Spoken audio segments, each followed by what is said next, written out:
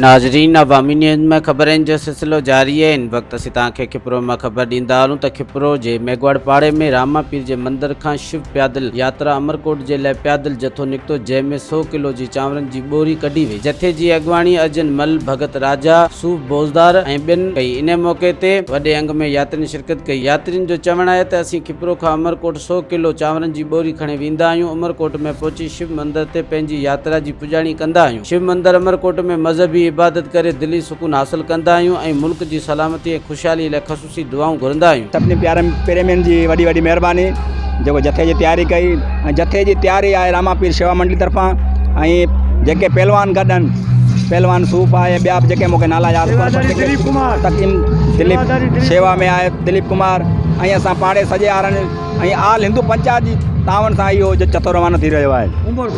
अमरकोट शिव महारात्रि मिलाए रहिया आहियूं ऐं असांजी श्रद्धा आहे रामा पीर ते बि असां हिंद मंडल साजन वारे मंझां मينگهواڙ पाड़े मंझां हीउ जथो हमेशह रामा पीर ते बि वेंदो आहे।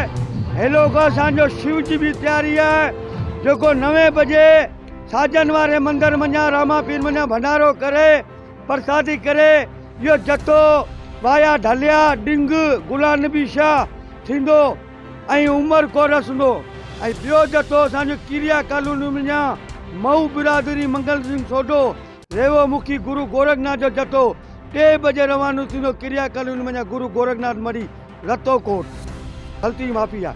ऐं हिकिड़ो सुभाणे जथो निकिरंदो, उहो जेको 3 बजे वरी निकिरंदो कृष्ण वारी चक्की तां गुरु गोरखनाथ मरी रतो कोट। जथो जेको रवानो थिए पियो कपरो मां, इहो सिधो वेंदो अमरकोट रवानो थींदो।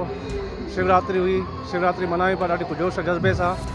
असां शिव भॻवान खे अर्ज़ु कंदासीं त मुल्क जी सलामती, हिंदू मुस्लमान जो ख़ैरु हुजे, सभु आबाद ऐं ख़ुशि हुजनि।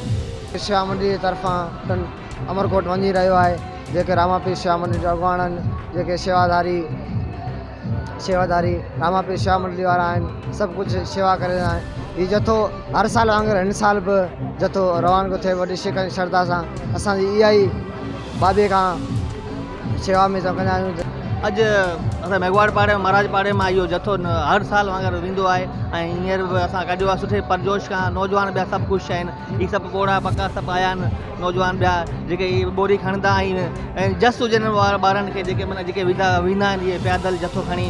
ऐं असां जय शंकर भोलेनाथ खे कंदासीं जंहिंजी मनोकामनाएं पूरी करे। जय शंकर। मज़ीद खबरों और तफसीलात के लिए विजिट करें हमारी वेबसाइट www.awamiNewsHD.com।